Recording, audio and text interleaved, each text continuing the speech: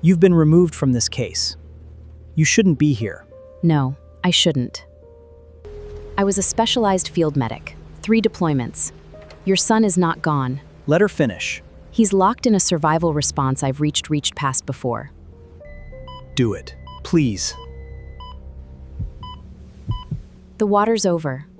You're safe now. It's allowed to come back. The monitor screamed at 3 in the morning, and every night nurse on the floor froze except one. Rain hammered the ambulance bay floodlights outside, turning the glass to running silver, and inside Wellington Memorial, the alarm went shrill and red down the corridor of the neuro ICU. A young resident stood in the doorway of room 9 with his hands half raised, doing nothing, because doing nothing is what fear looks like when it wears a white coat. And down that long, cold hall, unhurried, a nurse with a thin scar running under her left ear set down a folded blanket and walked toward the emergency at a pace that was almost calm. She did not run. She had learned, in a place with no floors and no clean sheets, that the ones who run are the ones who miss the thing that matters. Nobody in that building knew what she had been. They were about to find out what it cost her to hide it. Her name was Nora Vance, and almost no one at Wellington Memorial called her anything but the quiet one on nights.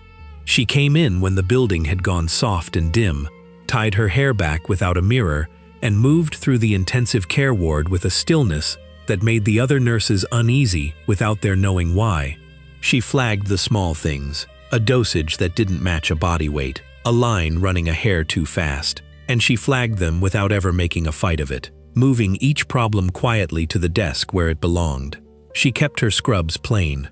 She kept her past plainer. What none of them knew, what she had gone to some trouble to make sure they didn't know, was that Nora Vance had spent the better part of a decade keeping soldiers alive in places that did not appear on any map. 3 tours. Kandahar. Helmand. That stillness of hers was not emptiness. It was the quiet of someone who had already met the worst thing the world could do and had decided to keep working anyway. She lived by a lie she told herself so often it had stopped feeling like one. Stay small. Stay quiet. Don't be the one who steps forward. Because the last time she had stepped forward, a 19-year-old named Reyes had died with her hands on his chest and her voice in his ear promising him he'd be fine. She had known things that night that the manuals didn't teach, and she had used them, and it had not been enough, and some part of her had decided in the smoke and the ringing silence afterward that knowing too much was its own kind of curse. So she buried what she knew. She took the night shifts nobody wanted. She let the doctors be the doctors. And she told herself that was humility, when the truth was closer to hiding. Room 9 held a 24-year-old named Leo Pendleton. 6 weeks earlier, he'd been sailing off the harbor in a stiff October wind, laughing, 24 and immortal, the way you only get to be once. Then the boom came around in a gust, and there was cold water and too many minutes without air, and the young man the harbor patrol pulled up was breathing but absent. His body did the work of living. The rest of him had gone somewhere no one could follow. On his wrist, faded now, was a friendship bracelet some kid had knotted for him at a summer camp where he'd been a counselor, red and gold thread gone pale. Nobody had the heart to cut it off. It was the one thing in that sterile room that insisted he had been a person. The specialists had a name for his state and a prognosis to match, and they had delivered both with the practiced gentleness of people who have done it many times. Vegetative, they had said first. Then, when the word grew unfashionable, locked in, possibly, though they doubted even that. The higher functions are dark, we're sorry. There is nothing left in there to reach. His father would not accept it. Admiral Leo Pendleton had spent 30 years giving orders that men obeyed at the risk of their lives, and now he sat in a vinyl chair beside a bed and could give none at all. He was a big weathered man, silver at the temples, and grief had turned him into a sentry who would not leave his post. The staff were half afraid of him. He watched the doctors with the flat, assessing eyes of a man who had learned to tell competence from performance. And lately, he was seeing a great deal of performance. The performance had a name. Dr. Harrison Keller, chief of neurology, wore his authority the way other men wore an expensive coat, carefully, and with an eye to who was watching. He was, to be fair to him, an excellent clinician on paper, and he had built his department into one people came from other cities to consult. He was accustomed to being right, and he had earned some of that habit honestly. He had a habit too, when he wanted a moment to feel superior, of removing his glasses and cleaning them slowly, so the room had to wait on him. He had decided within a week that the new night nurse was a problem. Too calm, too watchful, too willing to notice things that were not, he felt, her place to notice. On her second shift, she had caught one of his medication orders, an error that would have hurt the man in room 6, and she had not confronted him, only moved it quietly to the charge nurse.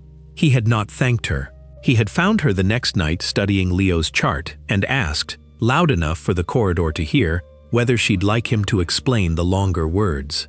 She had said, evenly, that she was fine, and gone back to her work. He had never forgiven her the evenness. So Nora had done what she always did in a new theater. She watched, and she said nothing, and she learned. She learned the rhythm of the ward and the song the monitors sang, and the exact weight of the silence in room 9. She learned the Admiral's face, how it hardened at the word comfort and softened, just barely, when she called his son Leo instead of the bed number. And she learned Leo, not the chart, the patient. She learned the young resident too, in her quiet way. His name was Daniel Ortiz, and he was 3 months out of his match and terrified of every alarm on the floor. One night in his first week, he had come up beside her at the nurse's station and pointed at a line on Leo's chart and asked, almost whispering, whether that number should be that number. And she had looked, and it was fine, and she had told him so gently and shown him why, and he had exhaled like a man let out of a small room. After that, he found reasons to be near her when things got hard. He had good instincts and no confidence, and he watched her the way a young person watches someone who might, someday, teach him how not to be afraid. She noticed the first thing about Leo on a Tuesday. She was adjusting the line in his right arm when she felt it under her fingertips. A tremor, so faint it lived below the reach of any machine. Not the random static of failing nerves.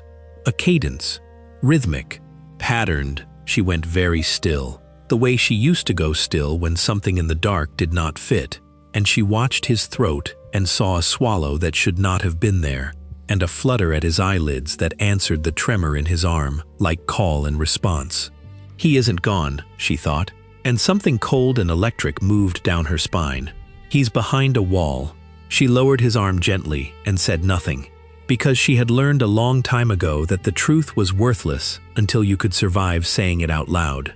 That was where things stood the night the monitor screamed. Leo's heart rate had spiked and crashed, and his oxygen was sliding, and Daniel Ortiz stood frozen in the doorway. Nora reached the bedside, and her hands were already moving, and she saw what the numbers alone would never show, that his body was locked in a spiral of pure autonomic panic, the nervous system firing like a rifle jammed on automatic, feeding on itself. She had seen it before, not in a hospital, in a culvert outside a village whose name she still couldn't say without her mouth going dry, in the body of a soldier whose mind had slammed every door it had against a horror too big to hold. Combat autonomic shutdown. And she knew the sequence that broke the loop, because a medic older and wiser than she had taught it to her under fire. Pressure and cold and one steady human voice. A way to reach past the panicking body and knock, once, hard, on the door of the person still trapped inside. Her hands wanted to do it. Every year of training in her fingers wanted to do it. Instead, she did what the hospital demanded. She called the code. She started the sanctioned steps. And Dr. Keller arrived with his hair perfect and his voice smooth. And he took command, and this was the part that made him hard to hate cleanly. He was good. Fast, precise, unrattled. His hands knew exactly where to be. And under them, Leo's numbers stopped their slide and began, slowly, to climb. Whatever else he was, he had stood between this young man and the worst that night with real skill, and he believed, watching the trace come back, that he was doing right by his patient. That was the thing about Keller. He wasn't a fraud. He was a good doctor who had decided long ago that being a good doctor meant he did not need to hear anyone smaller than himself. He stabilized the body while leaving the person exactly where he was, sealed behind the wall, alone in the dark. When it was over, Keller straightened his cuffs and said, for the Admiral's benefit and the charts, that these episodes were the brainstem's noise, nothing more, and that everyone should prepare themselves. He cleaned his glasses while he said it. Nora stood against the wall with her hands folded and her jaw set and said nothing, and hated herself for it. In the doorway, Daniel Ortiz stood with his stethoscope hanging useless around his neck, and he looked at her once with the awful, ashamed look of a man who has learned in a single moment that he does not yet know what he is for. The Admiral found her afterward by the coffee machine, where the corridor lights hummed and the rain still ran on the black windows. He didn't waste words. "You saw something," he said. "It wasn't a question. Every time my son does that, you look like you're reading a page nobody else can see."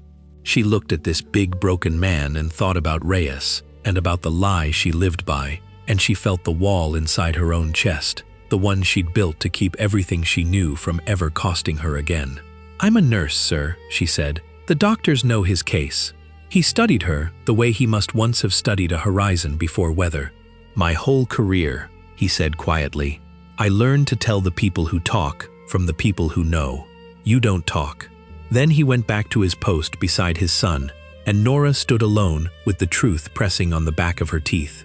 What she did next was reckless, and she knew it. She stopped hiding what she saw, at least on paper. She began charting the micro-responses in careful, undramatic language.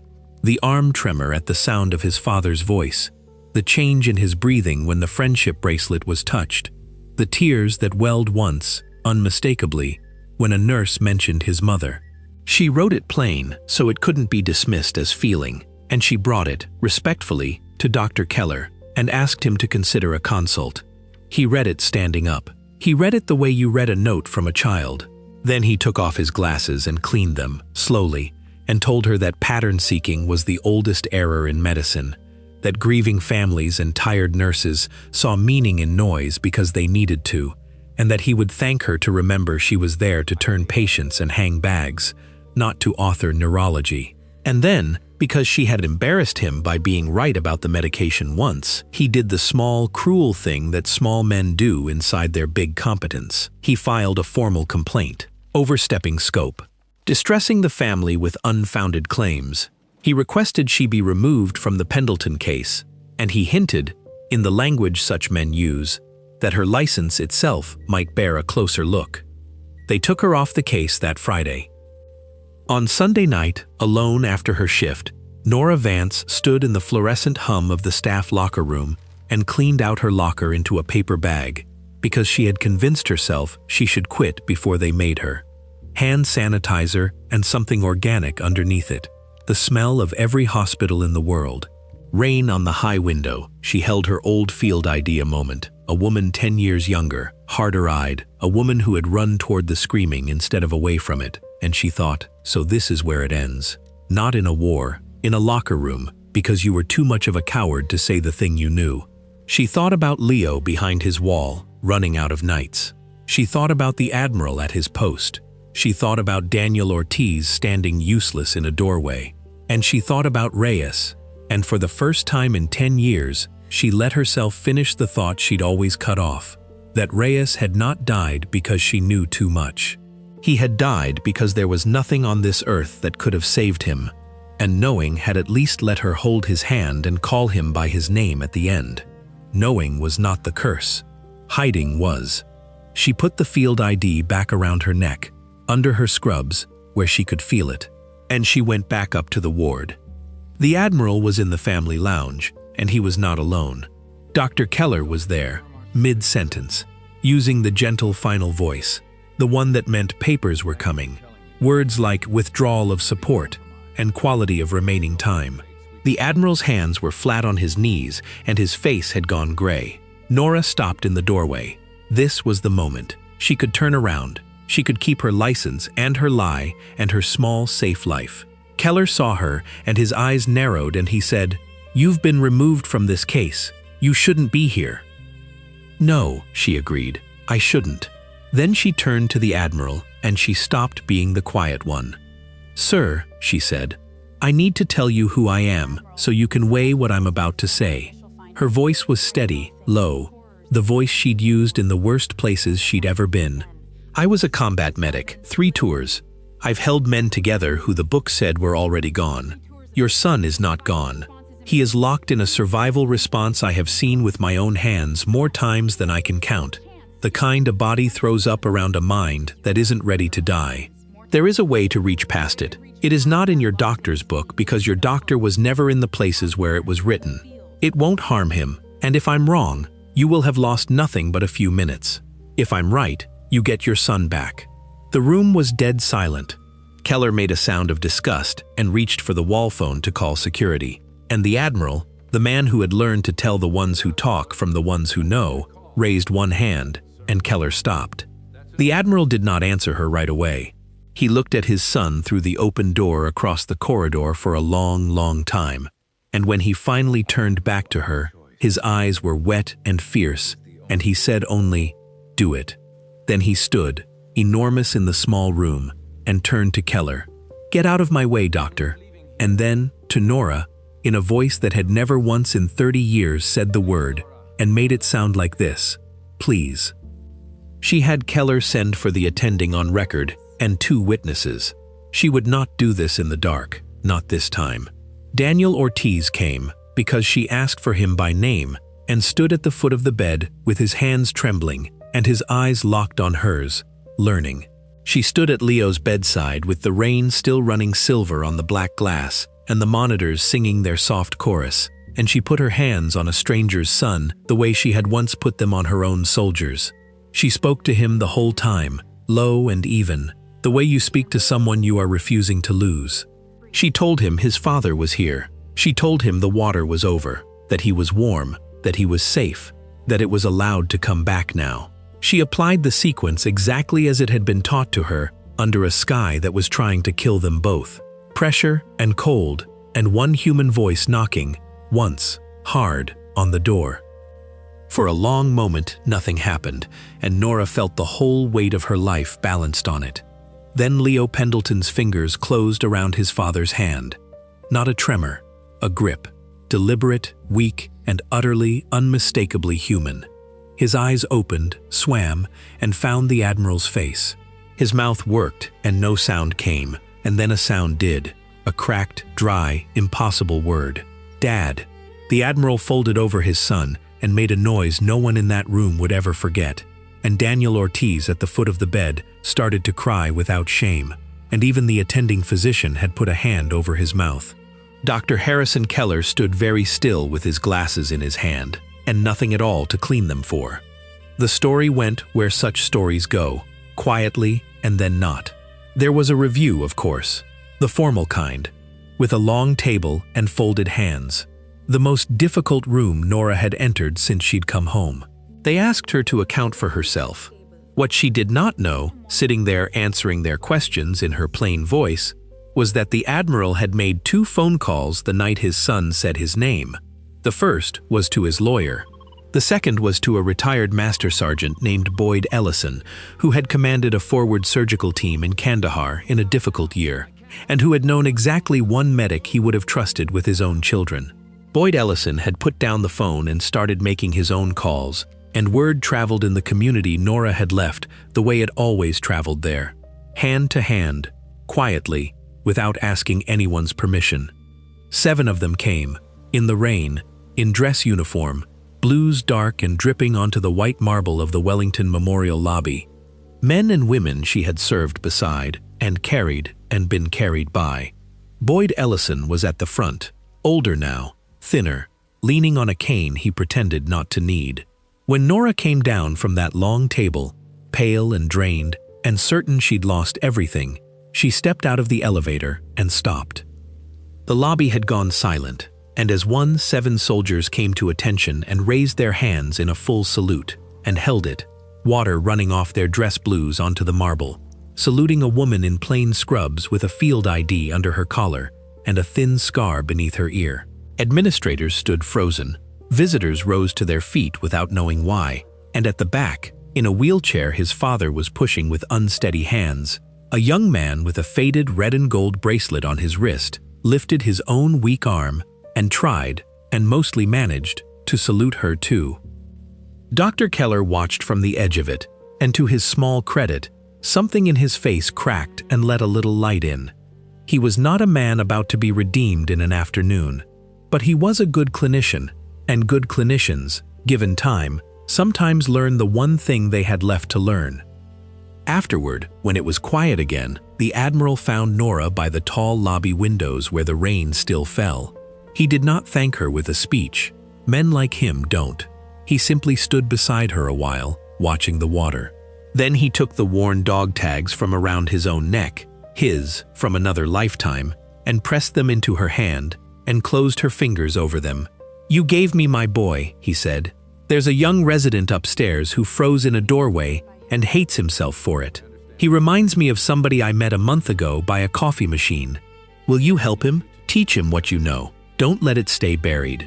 Nora Vance looked down at the tags warm from another man's heartbeat, and she felt, at the hollow of her throat, the field ID resting under her scrubs, and both of them warm now, and both of them hers. "Yes," she said, "I'll teach him." Outside the tall windows, the rain kept falling on the marble, and somewhere upstairs, a young man with a faded bracelet was learning to say his father's name again.